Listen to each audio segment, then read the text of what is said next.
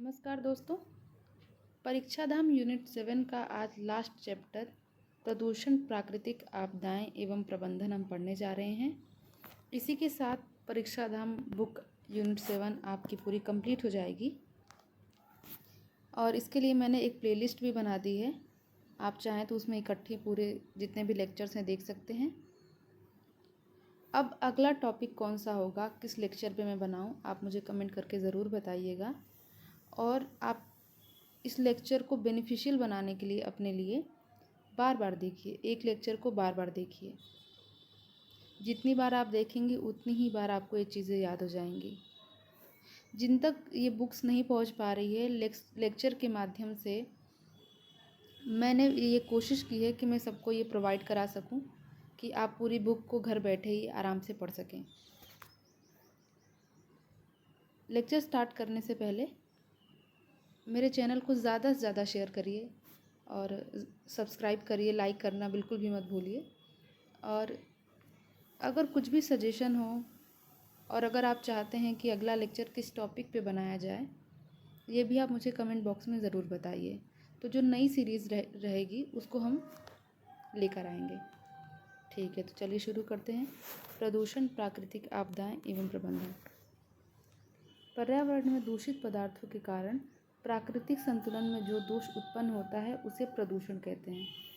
तो पर्यावरण, स्वच्छ पर्यावरण हमारा, उसमें अगर कोई दूषित पदार्थ है और प्राकृतिक संतुलन को असंतुलित कर दे तो वो प्रदूषण है। प्रदूषण के प्रकार क्या क्या होते हैं? वायु प्रदूषण, जल प्रदूषण, मृदा प्रदूषण, ध्वनि प्रदूषण और रेडियोधर्मी प्रदूषण।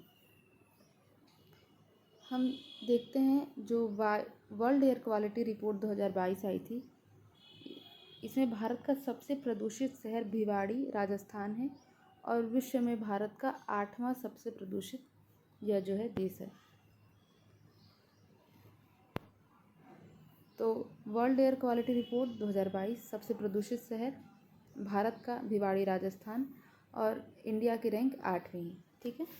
वायु प्रदूषण, इसमें कारण, प्रमुख प्रदूषक, प्रभाव और अन्य तथ्य को हम पढ़ने जा रहे हैं। वातावरण, कारण क्या है? वातावरण की वायु में हानिकारक पदार्थों जैसे गैस, धूल एवं धुएं इत्यादि के घुलने से भौतिक, रासायनिक या जैविक परिवर्तन वायु प्रदूषण कहलाता है।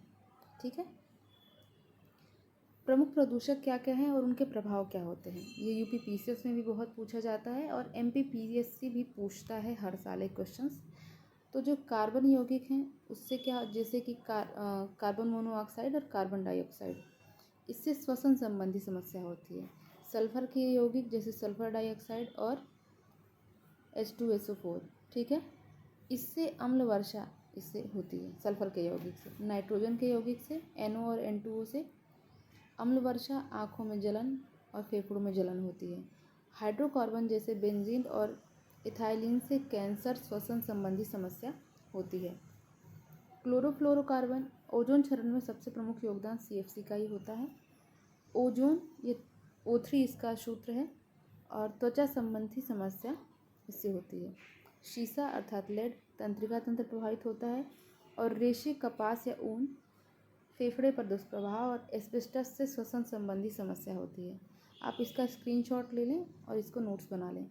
बार बार इसको याद करें जिससे आपको ये याद हो जाए। अन्य तथ्य क्या है? कार्बन मोनोऑक्साइड गैस को क्या कहते हैं? दम घोटू गैस भी कहा जाता है। कार्बन मोनोऑक्साइड अर्थात CO। कार्बन मोनोऑक्साइड का सर्वाधिक उत्पादन किससे होता है? परिवहन से। तो CO का सबसे ज़्यादा एमिशन किससे होता है? परिवहन से। फ्रिज हो गया या AC हो गया, इसमें कौन सी गैस इससे निकलती है? तो फ्रीऑन। ठीक है। भूकंप के बाद कौन सी गैस निकलती है? तो रेडॉन गैस निकलती है। वायु प्रदूषण नियंत्रण हेतु 2018 में दिल्ली में वायु अर्थात value air you use app launch किया गया था वायु प्रदूषण को कंट्रोल करने के लिए। वायु प्रदूषण के कारण जनवरी से मार्च महीने में दक्षिण एशियाई क्षेत्र पर भूरे बादल का निर्माण होता है, जिसे एशियाई भूरा बादल कहा जाता है। धुएं का घनत्व हम किससे मापते हैं? तो रिंगल मैन स्केल। तो एग्ज़ाम में पूछ लेगा कि रिंगल मैन स्केल का उपयोग किस लिए किया जाता है, तो वो क्या है? धुएं के घनत्व मापने के लिए। राष्ट्रीय स्वच्छ वायु कार्यक्रम केंद्र सरकार द्वारा कब शुरू किया गया था? 2019 में प्रारंभ किया गया था। एरोसॉल क्या होता है? मोटर वाहनों के ईंधन, लकड़ी और कोयले के दहन से उत्पन्न होती है। ये बादलों के जीवन चक्र को प्रभावित करती है। अधिकांश एरोसोल विकिरण के परिवर्तन को बढ़ा देते हैं, जिससे ग्लोबल कूलिंग की संभावना बनती है। अगला है फ्लाई ऐश। कोयला ताप विद्युत गृह से उत्पन्न होने वाले सूक्ष्म पाउडर होते हैं, जिससे श्वसन संबंधी रोग उत्पन्न होता है। तो पहली बात तो ये कि फ्लाई ऐश से क्या होता है, श्वसन संबंधी रोग होता है, मतलब शरीर पे श्वसन संबंधी रोग प्रभावित करती है। और जो ताप विद्युत गृह है तो कोयला से, उससे ये निकलता है। तो अगर पूछ ले कि कोयला ताप विद्युत गृह से क्या निकलता है, तो फ्लाई ऐश। धान के खेत हो गए या जुगाली करने वाले पशु हो गए, इसमें मीथेन गैस पाई जाती है। बहुत इंपॉर्टेंट है, बार बार पूछता है, यूपीपीसीएस के एग्जाम में भी बार बार पूछता है, एमपीपीएससी भी आजकल आप देख ही रहे हैं कि इसके तरीके के क्वेश्चंस पूछता है ये। तो अगर पूछ ले कि धान के खेत हो गया या जुगाली करने वाले पशुओं से कौन सी गैस निकलती है, तो वो मीथेन होगी। लाइकेन को वायु प्रदूषण का अच्छा सूचक माना जाता है। भोपाल गैस त्रासदी कब हुई थी? 2 से 3 दिसंबर 1984 में मिथाइल आइसोसाइनाइड गैस का रिसाव हुआ था इसके द्वारा। ग्लोबल वार्मिंग या ग्रीन हाउस गैस में सर्वाधिक योगदान किसका है? कार्बन डाइऑक्साइड का। एमपीपीएससी 2019 में ये पूछा जा चुका है। ओजोन परत में छिद्र करने वाली गैस कौन सी है? सीएफसी। प्रदूषित वायु में PM 2.5 अर्थात PM का मतलब होता है पर्टिकुलेट मैटर, माइक्रोमीटर से अर्थात PM 2.5 माइक्रोमीटर से अगर कम व्यास का एक वायुमंडलीय कण होता है, जिससे श्वसन संबंधी रोग उत्पन्न होते हैं। ठीक है। वायु प्रदूषण निवारण एवं नियंत्रण अधिनियम कब आया था? 1981 में। वाहनों में पेट्रोल के जलाने से लेड धातुओं के द्वारा वायु प्रदूषित होती है। BS, इसका संबंध किससे है? वायु प्रदूषण से। और BS का फुल फॉर्म होता है भारत स्टेज। देश में 1 अप्रैल 2020 से गाड़ियों में BS6 मानक लागू हुआ है। इससे क्या होता है, ये वायु प्रदूषण की जो एमिशन की क्षमता होती है गाड़ियों की, उसको प्रदर्शित किया जाता है कि अब इससे ज़्यादा एमिशन नहीं होना चाहिए। तो भारत स्टेज का संबंध किससे है? वायु प्रदूषण से। जल प्रदूषण, जब प्रदूषक सामग्री के जल में प्रवेश होने से जल के भौतिक, रासायनिक और जैविक गुणों में हानिकारक परिवर्तन होता है, तो क्या होगा? जल प्रदूषण। ये भी इम्पॉर्टेंट है, इसके उत्पन्न उपस्थिति से क्या क्या रोग होता है। फ्लोराइड एमपीपीएससी में पूछा जा चुका है। नॉक-नी सिंड्रोम इससे उत्पन्न होने वाला रोग है। पारा से मिनीमाता रोग होता है। कैडमियम से इटाई रोग होता है। फास्फोरस से दांत और हड्डियों का गलना। लेड से एनीमिया और मसूड़ों का नीलापन। नाइट्रेट से ब्लू बेबी सिंड्रोम और आर्सेनिक से ब्लैक फुट रोग होता है। अब इसका स्क्रीनशॉट ले लीजिए, बहुत ज़रूरी है। अन्य कुछ इंपॉर्टेंट तथ्य, गंगा जल में बैक्टीरियोफेज नामक वायरस पाया जाता है, जिसके कारण ये बैक्टीरिया को नष्ट कर देता है और गंगा नदी का पानी अधिक दिनों तक खराब नहीं होता है। तो गंगा नदी का पानी खराब क्यों नहीं होता? इसका कारण क्या है? बैक्टीरियोफेज नामक वायरस है ये। ठीक है। केंद्रीय गंगा प्रौद्योगिकी प्राधिकरण का गठन 1985 में किया गया था। जल प्रदूषण निवारण एवं नियंत्रण अधिनियम 1974 में बनाया गया था।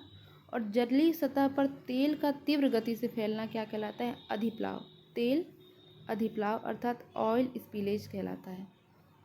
जल उपकर अधिनियम 1977 में बनाया गया था और राजेंद्र सिंह को भारत का जल पुरुष कहा जाता है। तो जल उपकर अधिनियम कब आया?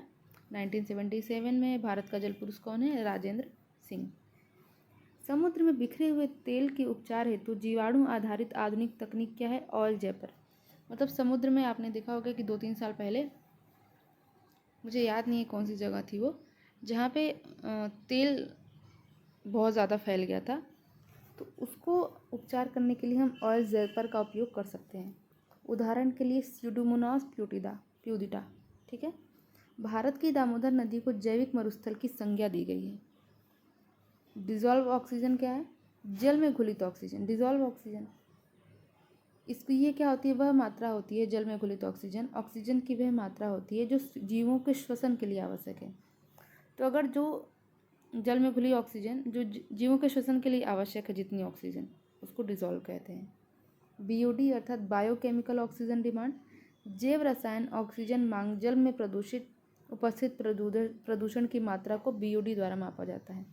तो जल में उपस्थित प्रदूषण की मात्रा को किससे नापेंगे? BOD के द्वारा।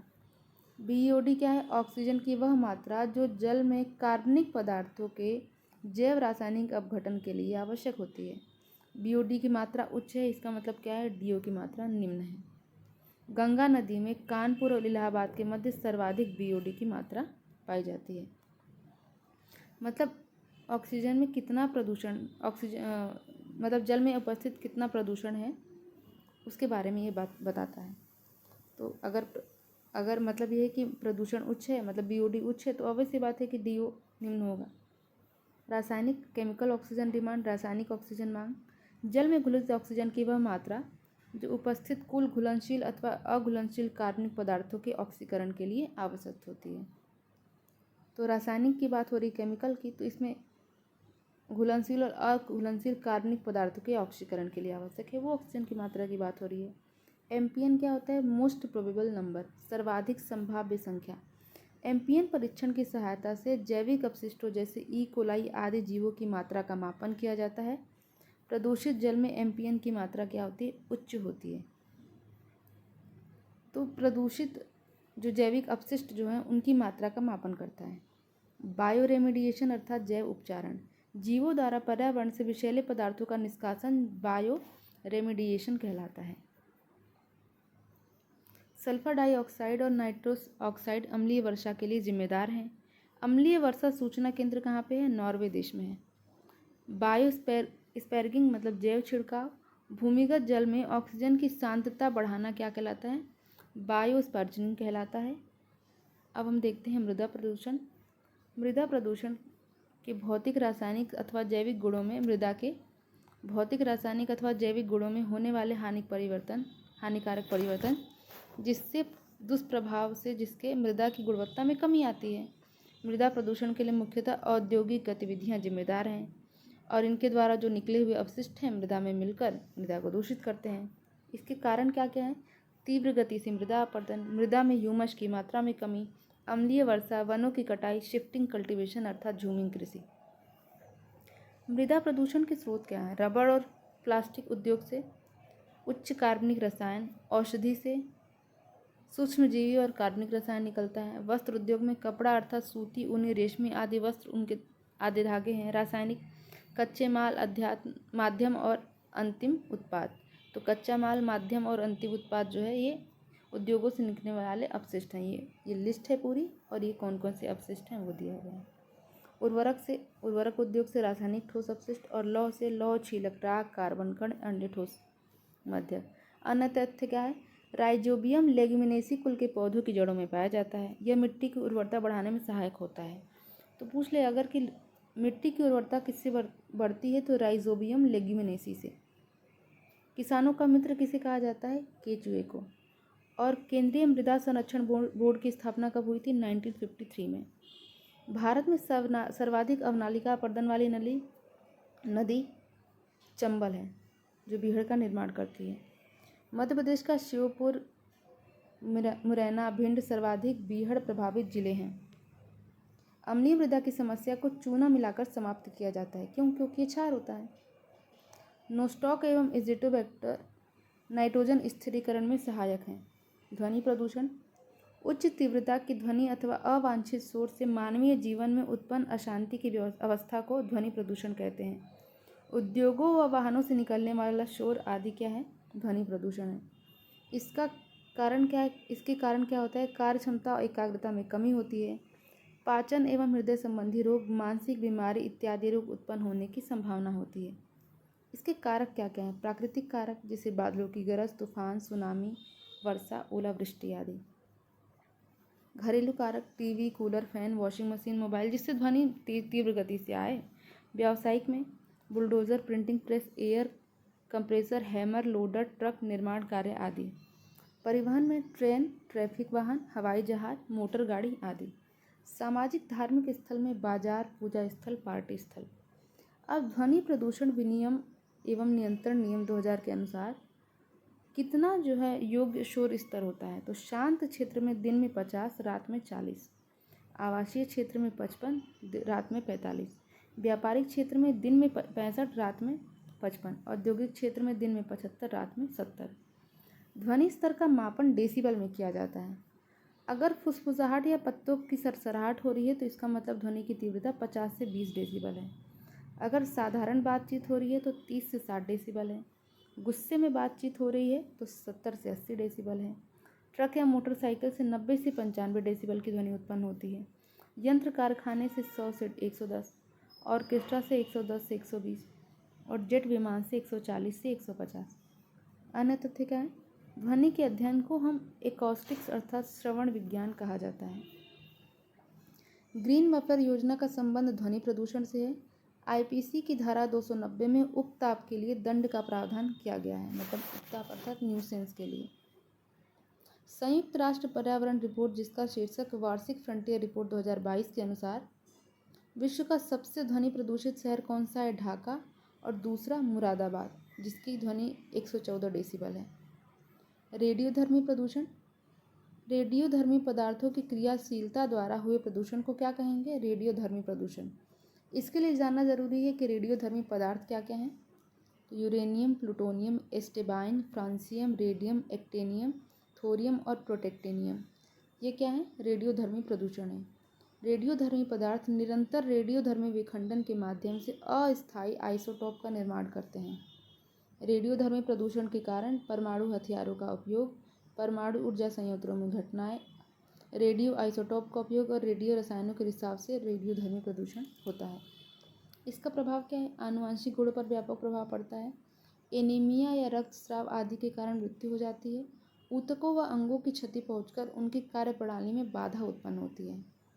बचाव किस किस से किया जा सकता है? तो चश्मे लगाकर जो यूवी विकिरणों से बचना चाहिए। परमाणु अस्त्र का उत्पादन एवं प्रयोग पर क्या होना चाहिए? प्रतिबंध हो जाना चाहिए। रेडियो एक्टिव जो अपशिष्ट है उनका हम तर्क संगत और सही ढंग से निवृत्त किया जाना चाहिए। नाभिकीय रिएक्टरों से विकिरणों के विसरण को रोका जाना चाहिए। मानव प्रयोग के उपकरणों को रेडियोधर्मिता से मुक्त किया जाना चाहिए। प्रदूषक, पॉल्यूटेंट्स क्या होते हैं? प्रदूषण उत्पन्न करने वाले पदार्थ। इसको हम निम्न प्रकार से वर्गीकृत करते हैं: उत्पादन के आधार पर, मात्रा के आधार पर, समाप्ति, उत्पत्ति और अवस्था के आधार पर। उत्पादन के आधार पर होते हैं एक प्राथमिक प्रदूषक और दूसरा द्वितीयक प्रदूषक। प्राथमिक प्रदूषक होता है जो मुख्य रूप से वायुमंडल से प्राप्त होकर सीधे वातावरण को दूषित करता है। ऐसा प्रदूषक जो सीधे वायुमंडल से प्राप्त हो रहा है, जैसे carbon monoxide, methane, sulphur dioxide, sulphur trioxide. ये आपको पता होना चाहिए अगर पूछ ले एग्जाम में कि प्राथमिक प्रदूषक निम्नलिखित में से कौन कौन से हैं। तो carbon monoxide, methane, sulphur dioxide, sulphur trioxide. द्वितीयक प्रदूषक, जो प्राथमिक प्रदूषक हैं उनने आपस में रासायनिक क्रिया की और वातावरण को दूषित किया, तो वो क्या होगा? द्वितीयक प्रदूषक। जैसे पेरॉक्सी एसिटिल नाइट्रेट, ओजोन, अमोनिया और स्मॉग। तो जो प्राथमिक प्रदूषक हैं उनके द्वारा रासायनिक क्रिया हुई, इसके बाद वातावरण को दूषित किया, और प्राथमिक सीधे वायुमंडल से आ रहा है। मात्रा के आधार पर मात्रात्मक, जिनकी उपस्थिति से प्रदूषण, जिनकी उपस्थिति से प्रदूषण नहीं फैलता किंतु इनकी अधिक मात्रा वातावरण को प्रदूषित करती है। ये पहले से ही पर्यावरण में मौजूद होते हैं, जैसे कार्बन डाइऑक्साइड। गुणात्मक प्रदूषक, जिनकी उपस्थिति मात्र से प्रदूषण फैलता है, गुणात्मक प्रदूषण कहलाते हैं। ये सामान्य रूप से पर्यावरण में मौजूद नहीं होते हैं और मनुष्य द्वारा जोड़े जाते हैं। ठीक है। कीटनाशी, कवकनाशी, शाकनाशी, ये सब क्या हैं? गुणात्मक हैं। समाप्ति के आधार पर एक तो होता है जैव निम्नीकरणीय, दूसरा होता है अजैव निम्नीकरणीय। जो जैव निम्नीकरणीय होता है ये सूक्ष्म जीव के द्वारा इसको अपघटित हो जाते हैं, जैसे सीवेज के मलमूत्र, घरेलू कचरा, कागज, काष्ठ, सेल्यूलेज। और अजैविक, जिनको अपघटित नहीं किया जा सकता, जैसे सीसा, प्लास्टिक, पॉलीथीन, डीडीटी, भारी धातुएं, कीटनाशक। तो पूछ ले कि कौन सा नॉन बायोडिग्रेडेबल अर्थात अजैविक निम्नीकरणीय है, तो वो सीसा, प्लास्टिक, पॉलीथीन, डीडीटी, भारी धातुएं, कीटनाशक और रबड़ हैं। टेम्पररी थ्रेशोल्ड शिफ्ट एक अस्थायी श्रवण हानि है जो अक्सर ध्वनि प्रदूषण के कारण होती है। उत्पत्ति या स्रोत के आधार पर प्राकृतिक प्रदूषक होते हैं और मानव जनित। प्राकृतिक क्या होते हैं? जो प्राकृतिक घटनाओं के कारण निर्मित प्रदूषक हों। जंगल में आग लगने से क्या? कार्बन मोनोऑक्साइड और राख निकले। भूकंप के दौरान रेडॉन गैस का निकलना, ये प्राकृतिक प्रदूषक है। मानव जनित, इन्हें एंथ्रोपोजेनिक प्रदूषक भी कहा जाता है। मानव जनित स्रोतों से उत्पन्न होने वाले प्रदूषकों को इसमें शामिल किया जाता है, जैसे धान की पराली से उत्पन्न धुआं और लकड़ी के कोयला जलाने से उत्पन्न धुआं, तो जो मानव जनित कारणों से होता है। अवस्था के आधार पर ठोस, द्रव और गैस। ठोस क्या होता है? सीसा, कैडमियम, एरोसोल, फ्लाई ऐश और आर्सेनिक ठोस है। तरल क्या है? Urea, ammonia, nitrate. और गैसीय क्या है? Carbon monoxide, CFC, sulphur dioxide और रेडॉन। अब हम देखते हैं प्राकृतिक आपदाएं एवं प्रबंधन। प्राकृतिक आपदाएं क्या हैं?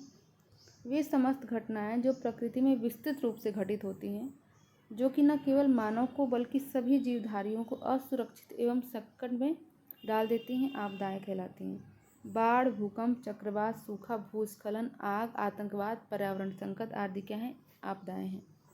फरवरी 2023 में तुर्की और सीरिया में भूकंप से प्रभावित लोगों की मदद के लिए भारत सरकार ने एक इनिशिएटिव शुरू किया था जिसका नाम था ऑपरेशन दोस्त।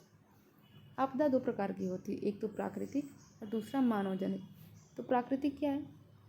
जो प्राकृतिक कारणों से घटित हो, जैसे चक्रवात, सुनामी, ज्वालामुखी। और मानव जनित क्या है? जो मानवीय कारणों से हो, ये जो मानव ने उपेक्षा की, असावधानी की। यह उद्योगों या ऊर्जा उत्पादन इकाइयों से संबंध होती है और इसमें विस्फोट, विषाक्त अपशिष्ट का रिसाव, प्रदूषण, बांध का टूटना, युद्ध या नागरिक संघर्ष आदि क्या होते हैं? सम्मिलित होते हैं। प्राकृतिक आपदाओं का वर्गीकरण।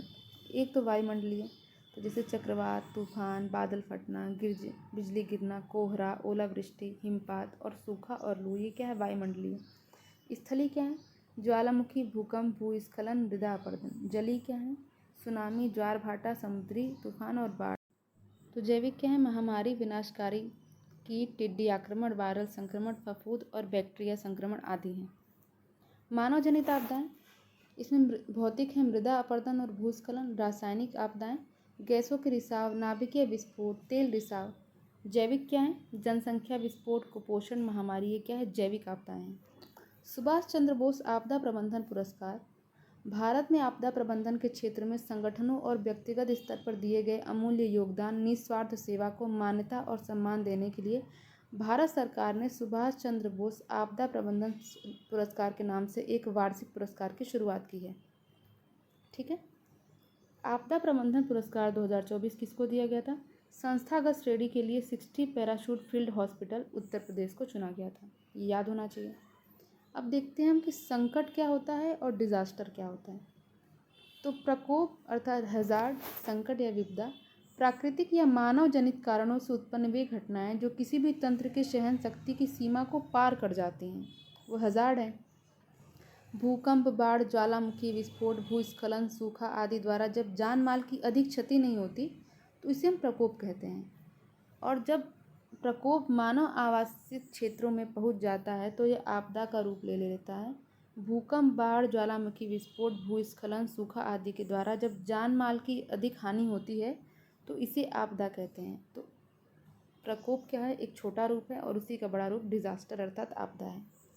आपदाओं के लिए कुछ नोडल विभाग कौन कौन से होते हैं? तो अगर आपदा में बाढ़ है, इसका संभालेगा? गृह मंत्रालय। भूकंप आई है तो राष्ट्रीय भूकंप विज्ञान केंद्र। वन में आग लगी है तो पर्यावरण एवं जलवायु परिवर्तन मंत्रालय। चक्रवात है, टॉर्नेडो है, सुनामी है तो ये गृह मंत्रालय का काम है। भूस्खलन हो रहा है, हिमस्खलन हो रहा है तो गृह मंत्रालय का काम है। सड़क दुर्घटना है तो सड़क परिवहन एवं राजमार्ग मंत्रालय का काम है। रासायनिक और औद्योगिक दुर्घटना है तो पर्यावरण, वन, जलवायु परिवर्तन मंत्रालय का काम है। सूखा, ओलावृष्टि, शीतलहर और पाला कीट आक्रमण है तो कृषि एवं किसान कल्याण मंत्रालय का काम है। और शहरी बाढ़ है तो आवास एवं शहरी कार्य मंत्रालय का काम है। जैविक आपदा है तो स्वास्थ्य एवं परिवार कल्याण मंत्रालय का काम है। खानों में आपदाएं हैं तो कोयला एवं खनन मंत्रालय का काम है। नाभिकीय और रेडियोलॉजिकल विकिरण संबंधी आपात के समय परमाणु ऊर्जा विभाग और गृह मंत्रालय। और तेल रिसाव हो रहा है तो रक्षा मंत्रालय और इंडियन कोस्ट गार्ड। आपदा प्रबंधन से हम संबंधित नियम देखते हैं। तो राष्ट्रीय आपदा प्रबंधन नियम 2005 में आया। प्रारंभ कब हुआ? 23 दिसंबर 2005 को। विस्तार कहाँ है? संपूर्ण भारत में। इसके अंतर्गत आपदा प्रबंधन हेतु राष्ट्रीय, राज्य एवं जिला स्तर पर प्राधिकरण और समितियां बनाई गई हैं। आपदा प्रबंधन प्राधिकरण 3 हैं: राष्ट्रीय स्तर, राज्य स्तर, जिला स्तर। ठीक है। तो राष्ट्रीय स्तर पर भारत में आपदा प्रबंधन, राष्ट्रीय आपदा प्रबंधन प्राधिकरण इसका राष्ट्रीय स्तर पर शीर्ष वैधानिक निकाय है। औपचारिक रूप से इसका गठन 27 सितंबर 2006 को हुआ था। और अधिनियम कौन सा था? आपदा प्रबंधन अधिनियम 2005। इसमें प्रधानमंत्री अध्यक्ष होता है और 9 अन्य सदस्य होंगे। इसमें से एक सदस्य को उपाध्यक्ष पद दिया जाएगा। इसी तरीके से राज्य स्तर पर इसी प्रावधान के अंतर्गत मध्य प्रदेश राज्य आपदा प्रबंधन में प्राधिकरण का गठन माननीय मुख्यमंत्री जी की अध्यक्षता में, तो अध्यक्ष कौन है? सीएम। कब किया गया? 5 सितंबर 2007 को। और राज्यों में आपदा प्रबंधन कार्यों के समन्वय हेतु मुख्य सचिव मध्य प्रदेश की अध्यक्षता में कार्यकारिणी समिति का गठन किया गया है। ठीक है। इसके बाद है जिला स्तर पर, तो जिला कलेक्टर की अध्यक्षता में होता है जिला इसका आपदा प्रबंधन प्राधिकरण का गठन। आपदा प्रबंधन से रिलेटेड समितियां राष्ट्रीय कार्यकारी समिति, राज्य कार्यकारी समिति, जिला कार्यकारी समिति, ये 3 समितियां होती हैं। आपदा प्रबंधन हेतु जो संस्थागत संरचना है, आपदा प्रबंधन अधिनियम 2005 ने भारत में आपदा प्रबंधन हेतु कानूनी एवं संस्थागत संरचना का प्रावधान राष्ट्रीय, राज्य और जिला स्तर पर किया। राष्ट्रीय आपदा प्रबंधन कार्यकारी समिति, तो आपदा प्रबंधन अधिनियम 2005 की धारा 8 के तहत राष्ट्रीय प्राधिकरण को उसके कार्यों के निष्पादन में सहायता देने के लिए राष्ट्रीय कार्यकारी समिति का गठन किया गया। और इसके अध्यक्ष कौन होते हैं? केंद्रीय गृह सचिव।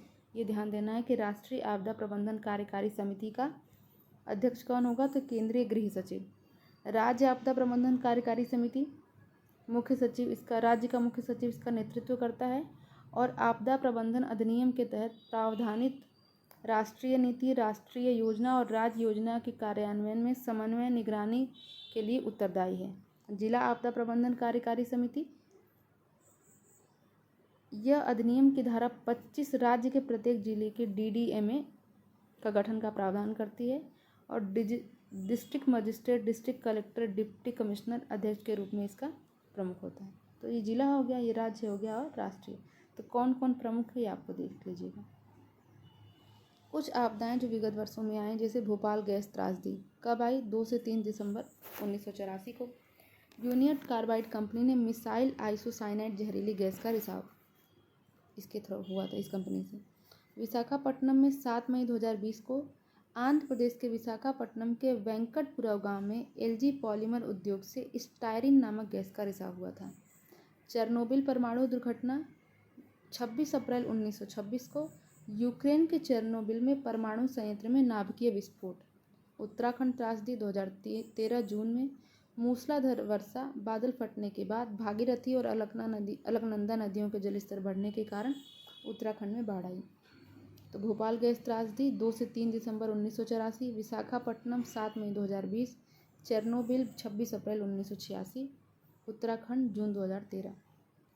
कश्मीर आपदा, कश्मीर की बाढ़ आपदा सितंबर 2014 में निरंतर मूसलाधार वर्षा के कारण झेलम नदी के जलस्तर बढ़ने के परिणामस्वरूप बाढ़ आई। हिंद महासागर की सुनामी 2004 में समुद्री प्लेटों में हलचल के कारण इंडोनेशिया के सुमात्रा द्वीप में सुनामी उत्पन्न हुई, जिससे भारतीय तट भी प्रभावित हुआ। तो कब आया? 2004 में। गुजरात का भूकंप 26 जनवरी 2001 को भूगर्भिक प्लेटों में हलचल के कारण कच्छ, भुज, अहमदाबाद आदि क्षेत्रों में भूकंप उत्पन्न हुआ था। रतनगढ़ हादसा, ये दतिया जिले के रतनगढ़ में है। सिंध नदी पर निर्मित जो पुल था वो टूटा, उसकी अफवाह में पुल टूटने की एक अफवाह फैली और भगदड़ मच गई, जिससे 100 लोगों की मृत्यु हो गई। ये हादसा कब हुआ? 2013 में। इलाहाबाद कुंभ हादसा फरवरी 2013 में। ब्रिज की रेलिंग टूटने की अफवाह से रेलवे स्टेशन में भगदड़ मच गई। तो ये दोनों अफवाहें थी। फुकुशिमा दाइची परमाणु संयंत्र दुर्घटना 2011 में और जापान के फुकुशिमा दाइची परमाणु संयंत्र के रिएक्टर में रिसाव के परिणामस्वरूप नाभिकीय विस्फोट हुआ था। चेन्नई तेल रिसाव 28 जनवरी 2017 को तमिलनाडु के एन्नोर तट पर 2 मालवाहक जहाज़ों की टक्कर से एक जहाज़ में लदे पेट्रोलियम लुब्रिकेंट का बड़े स्तर पर रिसाव हुआ। तो 2017 में। प्रमुख आपदाएं क्या क्या हैं? सूखा, किसी क्षेत्र में होने वाली सामान्य वर्षा में 25% या उससे ज़्यादा कमी होने पर सूखे की स्थिति कहा जाता है। सिंचाई आयोग की रिपोर्ट ने कहा है कि वे क्षेत्र जहां औसत वार्षिक वर्षा 75 सेंटीमीटर से कम हो और जो कुल वार्षिक वर्षा है सामान्य से 25% परिवर्तन हो और उसमें इस तरीके का परिवर्तन हो तो सूखा ग्रस्त क्षेत्र कहलाता है। भारत में महाराष्ट्र का लातूर और विदर्भ वर्तमान समय में इसके कारण चर्चा में रहते हैं। सूखा प्रभावित क्षेत्र राजस्थान में अरावली के पश्चिमी मरुस्थल, गुजरात का कच्छ, महाराष्ट्र का विदर्भ और लातूर, आंध्र प्रदेश का रायलसीमा और मध्य प्रदेश का बुंदेलखंड ये सूखा प्रभावित क्षेत्र हैं कुल।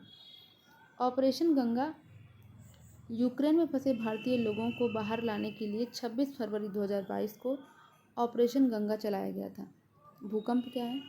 जब पृथ्वी की सतह अचानक हिलती या कंपित होती है तो उसे भूकंप कहा जाता है, अर्थात पृथ्वी के अंदर अचानक हलचलों के कारण उत्पन्न हो तो वह भूकंप है। भारत में भूकंप देखिए आप, जोन 2, 3, 4 और 5। तो जोन 1 कोई भी नहीं है, 2, 3, 4 और 5।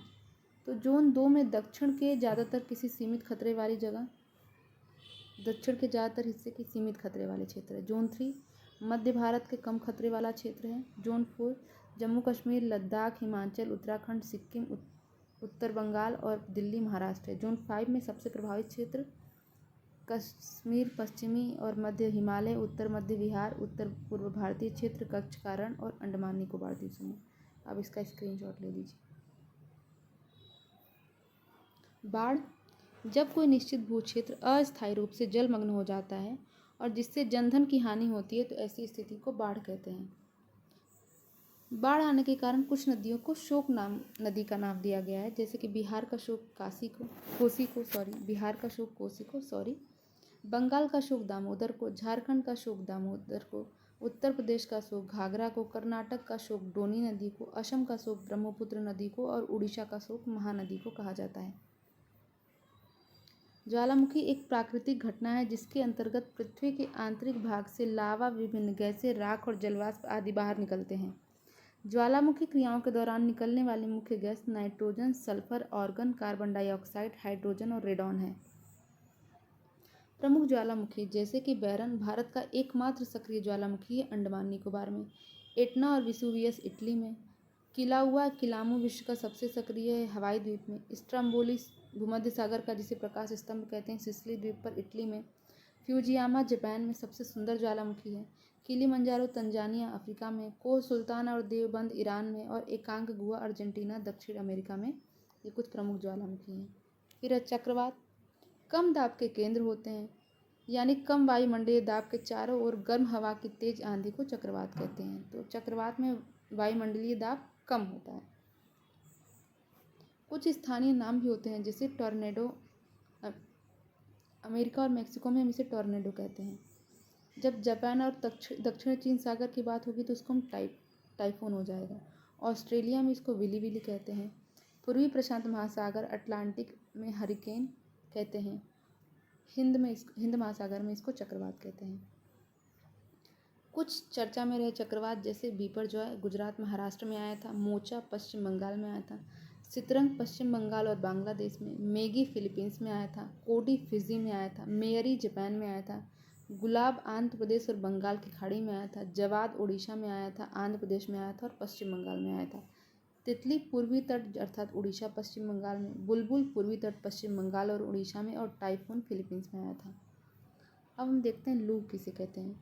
प्रायः ग्रीष्म ऋतु में उत्तर भारत में चलने वाली गर्म स्थानीय हवा, जब वायु के संपर्क में आने से शरीर का तापमान 40 डिग्री सेल्सियस या उससे अधिक होने की संभावना है तो ऐसी वायु को लू कहा जाता है। कुछ स्थानीय हवाएं जैसे मिस्ट्रल एक स्थानीय हवा है स्पेन या फ्रांस की। यही हवा जब न्यूजीलैंड पूर्वोत्तर भारत में होती है तो इसको हम नॉर्वेस्टर कहते हैं। स्विट्ज़रलैंड में इसको फॉन कहते हैं। यूएसए और कनाडा में इसको चिनूक कहते हैं। सहारा मरुस्थल में हरमट्टन या डॉक्टर पवन कहते हैं। इटली और भूमध्य सागर में सिराको कहते हैं। अरब मरुस्थल में सिमुम और इंडोनेशिया में कोयम्बैंग कहते हैं। सुनामी क्या होती है? महासागरीय जल में अचानक विस्थापन से समुद्री जल में ऊर्ध्वाधर तीव्र तरंगें उत्पन्न होती हैं, इन्हें हम सुनामी कहते हैं। तो महासागरीय जल में अचानक विस्थापन हुआ, ठीक है, और ऊर्ध्वाधर तरंगें उत्पन्न हुई तो इसे हम सुनामी कहेंगे। आमतौर पर इन्हें समुद्री भूकंप के नाम से भी जाना जाता है। भारत में सुनामी प्रभावित क्षेत्र कौन कौन से हैं? तो अंडमान निकोबार द्वीप समूह, पांडिचेरी, तमिलनाडु के तटीय क्षेत्र, इंदिरा पॉइंट आदि। 2005 में समुद्री प्लेटों में हलचल के कारण इंडोनेशिया के सुमात्रा द्वीप में सुनामी उत्पन्न हुई जिससे भारतीय तट भी प्रभावित हुआ। बादल फटना क्या होता है? जब एक जगह पर अचानक एक साथ भारी बारिश होती है तो उसे बादल फटना कहते हैं। आप ऐसे समझ सकते हैं कि अगर पानी से भरे किसी गुब्बारे को फोड़ दिया जाए तो सारा पानी एक ही जगह तेज गति से नीचे गिरने लगता है। बादल फटने की घटना पहाड़ी क्षेत्रों में पृथ्वी से 15 किलोमीटर की ऊंचाई पर होती है। इस दौरान वर्षा 100 मिलीमीटर प्रति घंटे की दर से होती है। आए दिन झारखंड में बादल फटने की घटना होती रहती है, जिसके कारण यहाँ बाढ़ आती है। लैंडस्लाइड अर्थात भूस्खलन गुरुत्वाकर्षण या अन्य कोई प्राकृतिक मानवीय कारकों के प्रभावी होने के कारण शैलों के मलबों की तेजी से ढलान पर से नीचे की ओर खिसकना भूस्खलन कहलाता है। लैंडस्लाइड भारत में सर्वाधिक भूस्खलन प्रभावित क्षेत्र कौन सा है? हिमालय है। रासायनिक आपदाएं औद्योगिक और रासायनिक आपदाएं मानव प्रदत्त आपदाएं हैं। इनकी शुरुआत बड़ी तेजी से बिना किसी चेतावनी के हो सकती है। भोपाल गैस त्रासदी 2 से 3 दिसंबर 1984 को यूनियन कार्बाइड कंपनी से मिथाइल आइसोसाइनेट जहरीली गैस का रिसाव हुआ था। विशाखापट्टनम गैस रिसाव 7 मई 2020 आंध्र प्रदेश विशाखापट्टनम के वेंकटपुरम गांव में एलजी पॉलीमर उद्योग में स्टायरीन नामक विषाक्त गैस का रिसाव हुआ था। आपदा से संबंधित कुछ विविध तथ्य देखते हैं। तो कैच द रेन अभियान किसका है? राष्ट्रीय जल मिशन के अंतर्गत है। इसमें क्या होता है? वर्षा जल को संचय किया जाता है। चेन्नई में आर्द्र भूमि संरक्षण और प्रबंधन केंद्र स्थापित किया जाएगा। 5 अक्टूबर 2021 को भूजल प्रबंधन के लिए हेलीबोर्न सर्वेक्षण तकनीक लॉन्च की गई थी। फ्रांस देश ने हाल ही में इकोसाइड कानून की मंजूरी दी है। इसका काम क्या रहेगा कि उन लोगों को दंडित करेगा जो पर्यावरण को कानूनी खतरे में डालते हैं। पर्यावरण को जो खतरे में डालेंगे उनको दंडित करने का काम करेगा। इंदौर को लगातार 7वीं बार स्वच्छ शहर का पुरस्कार मिला है। प्राकृतिक तेलों का उपयोग करने वाले पानी को कीटाणु रहित करने के लिए स्वास्तिक नामक एक नई तकनीक बनाई गई है। स्पंज सिटी बाढ़ प्रबंधन और पारिस्थितिकी बुनियादी ढांचे और जल निकासी प्रणालियों को मजबूत करने के लिए एक नई शहर निर्माण मॉडल है। चेन्नई शहर को स्पंज सिटी का कहा जाता है। मध्य प्रदेश का इंदौर देश का प्रथम वाटर प्लस सिटी घोषित हुआ है। और अपशिष्ट जल प्रबंधन को बढ़ावा देने के लिए सुजलाम अभियान, तो सुजलाम अभियान किससे रिलेटेड है? अपशिष्ट जल प्रबंधन को बढ़ावा देने के लिए। मिष्टी योजना का उद्देश्य समुद्र तट पर अधिक से अधिक मैंग्रोव वन का वृक्षारोपण करने के लिए है। कुछ और इम्पोर्टेंट फैक्ट देख लेते हैं। विश्व में प्राकृतिक आर्सेनिक प्रदूषित जल बांग्लादेश और अर्जेंटीना में मिलता है। आर्सेनिक से प्रदूषित क्षेत्र कौन सा है? बांग्लादेश और अर्जेंटीना। अंतर्राष्ट्रीय समुद्री संगठन का मुख्यालय लंदन में स्थित है। सामान्य परिस्थिति में वृक्षों की पत्ती की सरसराहट से 20 dB की ध्वनि उत्पन्न होती है। अम्लीय वर्षा में नाइट्रिक एसिड और सल्फ्यूरिक एसिड होता है। फ्लाई ऐश प्रदूषण किससे होता है? ताप विद्युत संयंत्र से। इसके पहले भी हमने देखा था। CNG का मुख्य घटक क्या है? मीथेन। धुएं का घनत्व मापने के लिए किस गैस का उपयोग किया जाता है? तो वह है रिंगलमैन स्केल। तंबाकू का धुआं, मिट्टी का तेल और लकड़ी के जलने से बेंजीन प्रदूषण होता है। ठीक है। वायु प्रदूषण का सबसे अच्छा सूचक लाइकेन को माना जाता है। वायु प्रदूषण नियंत्रण एवं अधिनियम 1981 में बनाया गया था। वही फैक्ट्स जो दोबारा रिपीट हो रहे हैं। राष्ट्रीय स्वच्छ वायु कार्यक्रम केंद्र सरकार द्वारा जनवरी 2019 में प्रारंभ किया गया। 1985 में स्थापित केंद्रीय गंगा प्राधिकरण का नाम 1995 में राष्ट्रीय नदी संरक्षण प्राधिकरण कर दिया गया। राष्ट्रीय गंगा नदी तलहटी प्राधिकरण 20 फरवरी 2009 को गठित किया गया था। केंद्रीय जल आयोग द्वारा सिंचाई अनुसंधान प्रबंधन संगठन की स्थापना 1984 में की गई थी। एगमार्क एक 1937 में लाया गया था। और वनस्पति जलवायु का सही सूचक 1936 में संशोधित वर्गीकरण व्लादिमीर कोपेन द्वारा किया गया था। कोपेन की जलवायु जो हम पढ़ते हैं। Indian institute of ecology and environment नई दिल्ली में 1980 को स्थापित किया गया था। कैलाश पवित्र लैंडस्केप संरक्षण तथा विकास पहल चीन और नेपाल के मध्य समझौता। भारत, चीन और नेपाल के मध्य एक समझौता है। नॉर्मल बोरलॉग अमेरिकी कृषि विज्ञान 1970 कृषि वैज्ञानिक को 1970 में नोबेल पुरस्कार प्रदान किया गया था। वर्ष 2022 में विश्व पर्यावरण दिवस पर की थीम थी ओनली वन अर्थ और 2023 में यह थीम प्लास्टिक प्रदूषण का समाधान अर्थात सॉल्यूशन टू प्लास्टिक पोल्यूशन है। राष्ट्रीय आपदा प्रबंधन का गठन 2005 में किया गया था। राष्ट्रीय काष्ठ जीवाश्म पार्क तिरुचिरापल्ली में है। और विश्व का सर्वाधिक समस्यात्मक जलवायु जलीय घास जलकुंभी है। आपदा की तैयारियां हम कुछ देखते हैं। आपदा के पहले और आपदा के बाद। तो आपदा के पहले निवारण, शमन और तत्परता है, और आपदा के बाद जवाब, रिकवरी और पुनर्निर्माण। तो आपदा के पहले हम कोशिश करेंगे कि प्रिवेंट कर सकें, उसका शमन कर सकें, और प्रिपेयर्डनेस अर्थात तत्परता। और जब आपदा आ गई है तो उसके लिए हम रिस्पॉन्स करेंगे, रिकवरी करेंगे और रिकंस्ट्रक्शन करेंगे। इसी के साथ आपदा प्रबंधन का ये पूरा लेक्चर कंप्लीट होता है और परीक्षा धाम यूनिट 7 पूर्ण रूप से कंप्लीट हो चुकी है। आप प्लेलिस्ट में जाकर देख सकते हैं पूरे वीडियोस को। सिर्फ एक टॉपिक बचा हुआ है भौतिकी वाला, वो मैं कुछ दिन में कंप्लीट करा दूंगी, शायद कल या परसों में ये लेक्चर कंप्लीट कर दूंगी। अब आप मुझे बताइए कमेंट करके कि अगली सीरीज़ कौन से टॉपिक पे लाना है। धन्यवाद।